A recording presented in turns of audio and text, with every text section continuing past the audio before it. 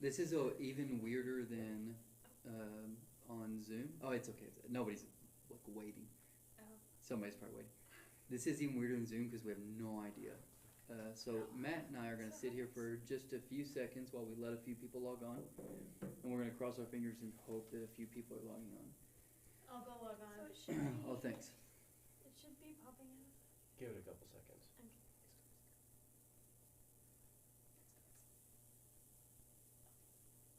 All right, welcome to Midweek Live. This is the first time we've done it like this, so we'll see how this goes.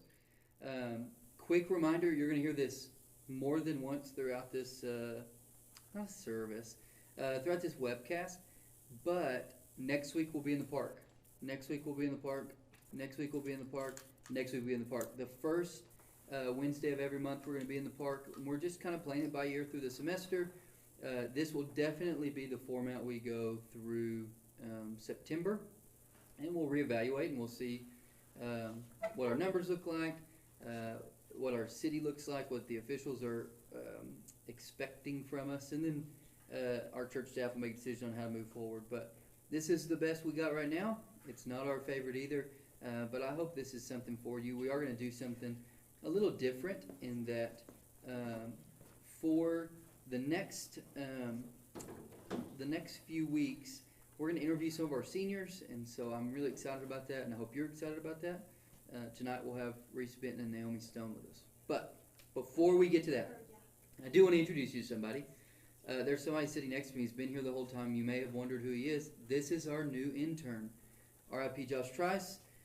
He's no longer our intern. Josh, we loved him, but he is headed to that sounds like we love him, but we love him. And he's headed to San Antonio to serve on staff there with another First Lubbock product, Rick Henderson. And so Matt's stepping in as our new youth intern. He's going to be with us hopefully for a few years now, and so excited about the potential for him and Jenna to start working together. So Matt, why don't you take just a few minutes, tell us who you are, where you're from, what your major is, what classification you are, all that kind of good stuff. All right, well, my name is Matt Trammell. I'm currently a junior at Texas Tech. I've been with First Baptist since then. I'm from Possum Kingdom Lake, which is near Fort Worth. I'm currently an architecture and a civil engineering major. That's what I'm pursuing right now, and yeah, that's about it. Awesome. Let's see, Matt, what do I think? Ooh, I know. In honor of our special guest this week, Reese Benton, if you were a potato, how would you most like to be prepared to be eaten? Yeah, I would definitely want to be eaten if I was a potato, because there's a lot of ways to prepare them. What's your favorite potato preparation form? No, I really like tater tots. I was thinking French fries, Oh. but tater tots, they're really good. They actually go really good on a burger, and that's a little unusual. That's just, but, that answer kept getting weirder. But I think that's definitely the way I would want to be eaten if I was a potato. That's probably, I don't know, Reese asked that question first to Katie at D-Now, I guess 4 or 5 months ago. Was that just this year? It was. We've probably asked that question 10 times since then. You're the first tater tot. So Oh, wow. we get a lot of waffle fries. Yeah, for sure. Got, I think, 1 mashed potato, but a lot of waffle fries. Chick-fil-A kind of dominates the market on the potato preparation form. Final question, and this one, do you know if you were born breech? I do not. Okay. Are you familiar with the term being born breech? I'm not. So that's where you're born feet first. Okay. So now knowing that, do you know if you were born breech? I have Probably no not. idea. You'd probably know if you were.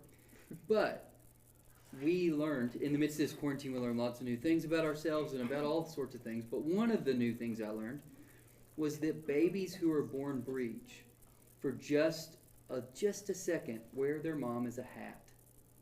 And that's just a little something we've learned during quarantine. So, welcome, Matthew. We're so excited to have you. I'm going to turn it over now to our other intern, Jenna, who's going to introduce our special guest, and then we're going to play a game. If you want to play along in the comments, we would love that. Join us and guess if it is from Lamentations or Taylor Swift. Jenna, come on up. Hi guys, I'm here with Reese, come on, and Naomi, and we're gonna play a game. Personally, I'm a Taylor Swift fan, so I really enjoyed Folklore. But this is an interesting game. It's called Taylor Swift, or the message translation of Lamentations. So, you be able to see? We're good? Okay. And now we're playing together, and y'all will just guess. Okay. Remember it all. Any guesses? We think What's Taylor yours? Swift. Taylor Swift. What? Off to a great start. Yeah, y'all are doing Go. good.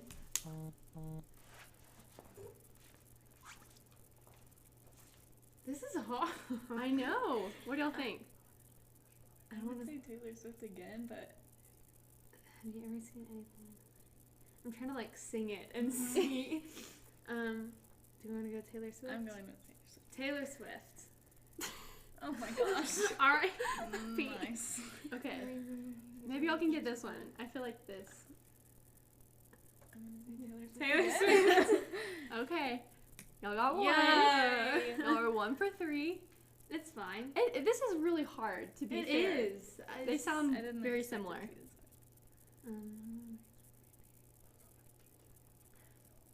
hard. It sounds very song lyric-ish, but I also thought the same thing about Yeah. the first two. But I don't want to say Taylor Swift again, because that would be the 4th time. But it would only be the second time on this, like for the correct answer. Okay, what's your guess? What do y'all think? Final answer? What's your answer?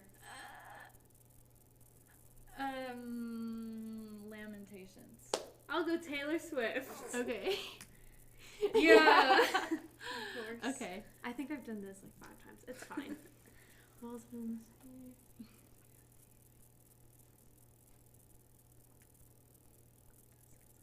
I'm thinking Lamentations. I'm thinking the same thing. Are we gonna be wrong again? Oh my gosh. We're just really not good at We're this. not good at this. We need I to don't either know any listen to Taylor some Swift Taylor songs. Swift or read some of Lamentations. Okay.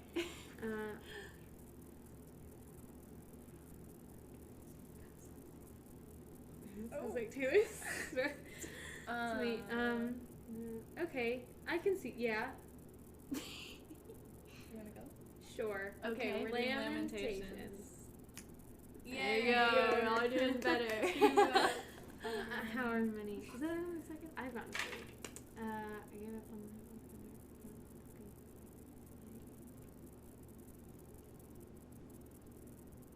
Do you have any guesses? No. I'm I didn't know thinking- Lamentations was so sad. Depressing.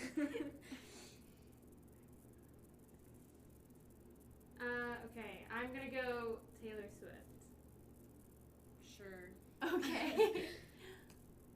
Oh, I should have gone with the other one. We're so bad at this. If you had to do this, I was thinking that you could be trusted. I feel like that sounds like lamentation. You were Let's gonna- do it. I really just Okay. don't know. Lamentations. Oh my god. I keep I've only done like 3 right. I Yeah, think I so. think so. Yep. That's okay. This is good. This is great, actually. Okay.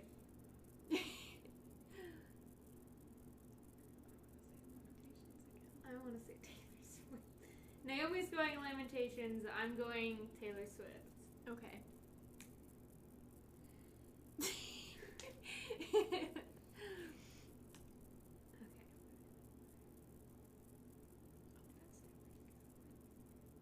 Is it not Taylor Swift? I think it's Taylor Swift.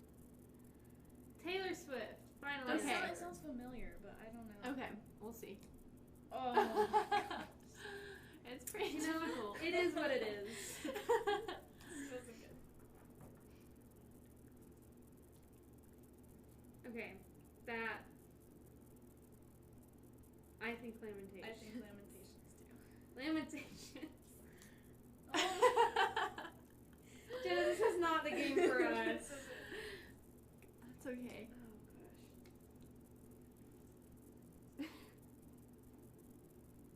This one's short and sweet. Yeah. Even harder. Time turns flames into thoughts? I'm not even gonna try. I don't know. Go ahead. Lemon Swift. Just kidding. Lamentations. Okay, we'll see. Oh. Maybe we should just both say the opposite so that Perfect. one of us Sounds could good to win. me. Okay.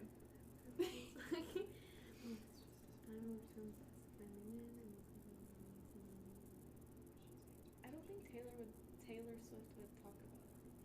It would be like Say the hallelujah. I don't know.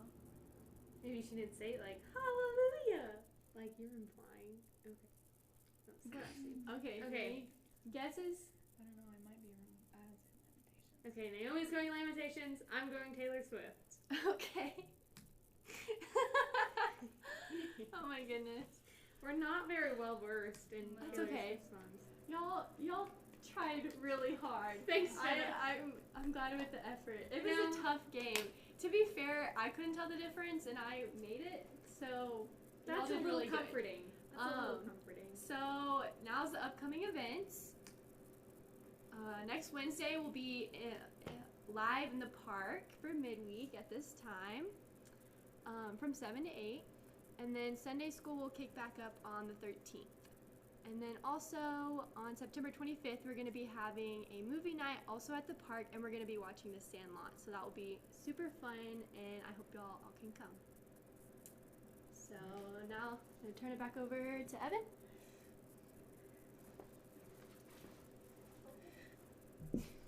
All right.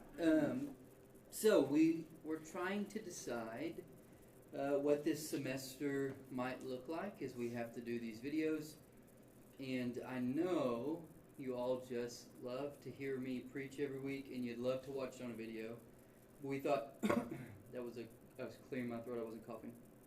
We thought maybe better if we had your peers on, and we had some of our upperclassmen impart some of their wisdom on the rest of our student ministry. And so we're going to have our seniors on, and then maybe some of our juniors on as we get further into the semester. And then hopefully, sooner rather than later, we get together again like we all love to do. But right now, it's just not in the cards. Even if we were able to gather, we wouldn't be able to do all the things that make midweek fun, like playing games together and getting in little groups around the booths and all those things that we love to do.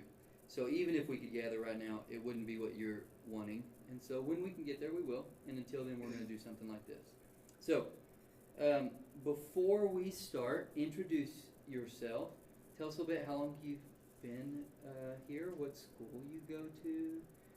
Tell them your name just in case they join late and they don't know who you are. And give a little bit of your story. You don't have to be long. What? You don't have to be long. You just tell them a little bit about yourself. Cool. I'll go first. My name is Reese Benson. I'm a senior at Lubbock High School, and I've been in the youth group since I was in 6th grade. Is there anything else?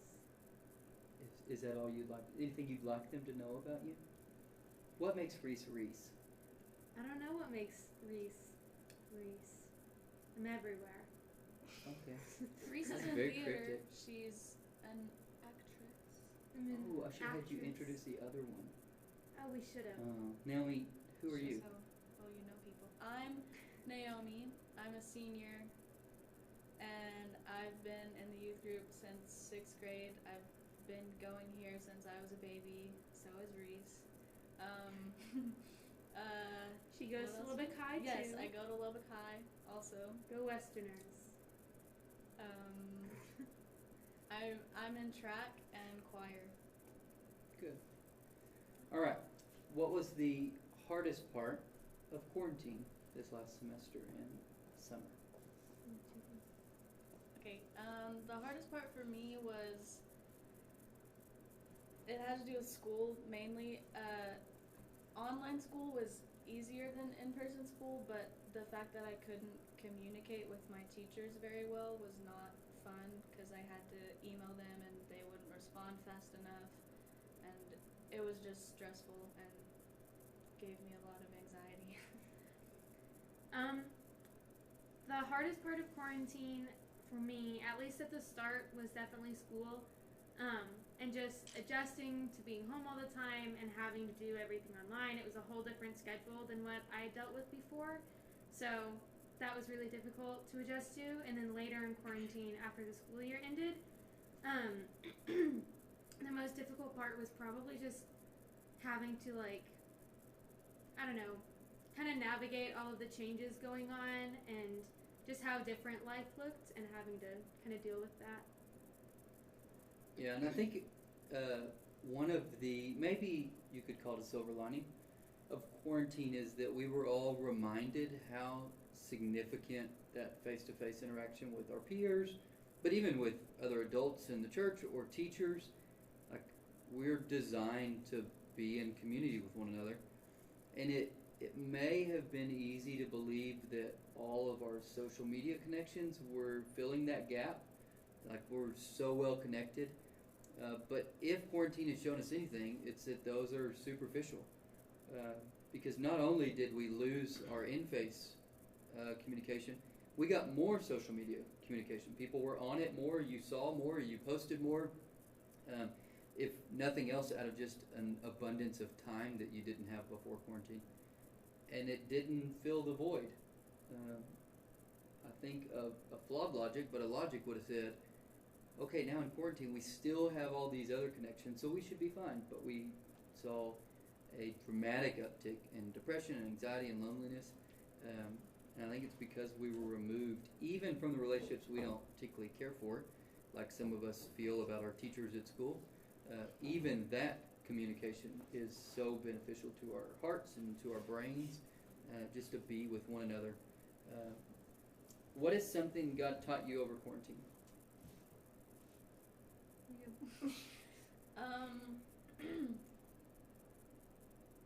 I guess for me, it's so my previous years of school, around that time of year, like March till the end of the school year, I have UIL stuff for choir going on and track meets, and it's just a super stressful time. And so I've always gotten like sick around that time, and I've just been too tired to do stuff and not motivated, and it's like worn me out. And so with quarantine, it kind of forced me to just like lock down and just not stress about anything, and it just helped me know that like I need to rest sometimes and like take time for myself. For me, the most valuable lesson that God taught me was to be patient with myself. I got pretty frustrated near the beginning of quarantine with school and just overall, kind of like I said earlier, just adjusting to things. And I was really frustrated with myself and like how I was handling all of those changes and like procrastinating. I was already a bad procrastinator, and then I was procrastinating even more. And I think I just felt a lot of like bitterness towards all of those things and all of the change, and especially how I went about like living my life after them. But God really showed me that I needed to be patient with myself and like just kind of take things one day at a time and focus on the things that like actually matter instead of all of the superficial things and like the stuff that quarantine was changing. Like it definitely hurt at the time, and like it affected me at the time, but it was good to realize that those things like one day or even like a week later in some cases didn't really matter that much. And so it was a good reminder for me to like focus on those big things that are going to matter and not let all of the little stuff affect me so much. Have you come out of quarantine? I guess we're sort of out of quarantine. Still not normal, but we're in a new phase at least. Have you come out differently than you went in? You want me to go? Okay. It's kind of hard to tell because, like you said, right now is kind of that in-between place. I've learned to be more patient with myself, like I said earlier. I don't know. In the same way that we're kind of in between of like still quarantining and social distancing and things like that and not fully out of it, that's kind of the period that I'm at, like personally, and that I've recognized all the areas in my life that I need to grow in and that I need to change, but I haven't quite like made all of those changes yet. So I'm in like the growth period now where I'm just trying to like read the word and talk to people and figure out what my next move is, but I don't really know it yet. So we're just taking it day by day, I guess. I'm in the process of changing. Yeah, figuring out all our shortcomings is painful, but then actually having to do something about it is even more painful because we don't like change and we don't like admitting that we're not there yet. So I think we're all probably in the meantime, or we're lying, one of the two. But, What about you? Oh, no, I'll ask you a different question. okay. How are you handling the changes to your senior year? It's not that bad. Like, with my classes and stuff, it's not really bad wearing a mask all the time and having to sit separately from people because I'm not a social person anyway, so it's nice to not have to talk to people all the time. But I think things, again, like choir and track and just things that anyone participates in, you don't really know what to expect because it hasn't come yet and we don't know how it's going to be in the future, and so it's kind of stressful and sad because it's our senior year and it's like our last chance to do stuff that we love, and so it's kind of just, you don't know what to expect, and that's not, it doesn't really make me happy, but it'll be fun. Yeah, it's been a nice reminder of all the things you thought if this was taken away it'd be the end of the world, and then a lot of those things got taken away and it wasn't the end of the Yep. world. It's been a nice kind of reevaluator. It's kind of forced me to go, is it really that important? Because you haven't done it for 6 months and you're still fine. For both of you, what advice would you give to your middle school self? What would you tell 6th grade Reese? I would tell 6th grade Reese probably to take a chill pill. That would be my first thing. Like, slow down a little bit. Don't take everything at once, and just to enjoy it. I think I let myself get really stressed out by like school and like social gatherings and just in general like what people thought of me, and like I let the need for people to accept me grow since I've been in middle school. Like that started there. So I would probably tell my middle school self to just kind of enjoy it, like enjoy where I was at and like invest in people and like enjoy the time I spent with them rather than rushing through everything and letting myself get caught up in like the anxiety of my schoolwork and like doing well in so many areas of my life that I've reached my senior year and I'm realizing those didn't matter as much as like my friends did, and like my family and spending time, growing in relationships with people. And so I would probably, that would be my number one thing, is to slow down a little bit and just kind of enjoy where I'm at and like the people in my life and things like that. I would say to be grateful that I don't have homework right now, because in middle school I went to Atkins and we never had homework, and it was really nice, but I kind of took it for granted, and I was very stressed out in high school. So also just like not to stress in middle school because it's so much easier than high school and it only gets harder from there, but in that time it seems very difficult. So I would just tell myself not to stress about it and not worry about one little assignment that won't matter a week from then. Yep, that's good. How has the fact that you belong to both a church but also a student ministry, and not just attend, but both of you are very engaged with our ministry, how has that affected the way that you were able to maneuver through quarantine? I am a very social individual, and like I crave social interaction and like spending time with people and having conversation and things like that. And so the summer hit pretty hard, and that was really hard to adjust to, with mission trip being canceled and super summer and camp and then camp part 2, and there was a lot that was changing in the summer, and it hit me kind of hard at first. But having the student ministry that, like, I don't know, we were meeting over Zoom, or like I had friends that I had built through the student ministry that I was able to like go and see, or that were just like reaching out to me like, Jenna, our intern, had like reached out to me throughout quarantine and like just checking in on me and things like that.